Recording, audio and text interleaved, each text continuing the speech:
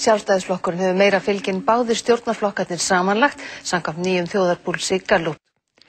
Sjálfstæðisflokkurinn mælist enn stærstur, með 33% fylgi en hefur þó tapað 3% stigum síðan í síðustu könnun.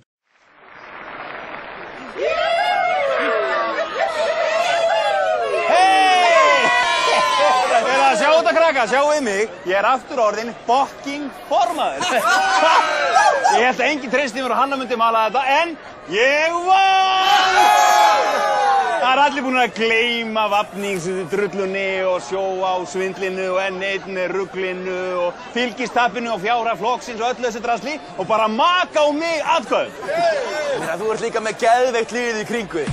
Ég meina að Þorgeir og Katrín slappið 1700 milljóna kúlulán, skrapa aðeins í smá frí, bara bing, bara bung, það allir búin að gleyma þessu maður. Illiði Gunnmaður tók sjóni í neðið rétt áður en glittir fór á hausinn, rettaði rétt af fólkinu í flokknum, skrapp bara til Barhama, kom svo bara heim, alveg hvítfleginn. Jöfussi snillingar!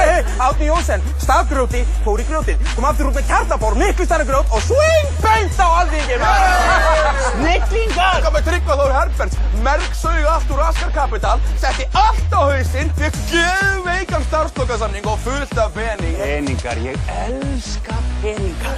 Geir réð hann sem efnahagsráðgjafa ríkisins. En það fór líka á hausinn, en Tryggvi, beint á þing. En hafið þessi nýjustu skoðanakönnunina, 50% djöfulsins snillingar!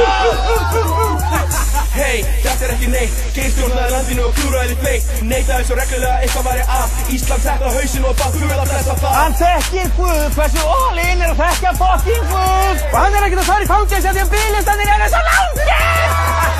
Hey, svo var Dabbi drullu klár, drulla upp á þakki alveg fokkin 18 ár, snilda geti svæðið heilum Seðlabanka í og skrifa svo í mokkan alltaf sögunni upp á nýtt. Hey, hann fekk heilt dagblað til að stýra, hversu svart það? Djöfulsins snillingar! Við erum gullamann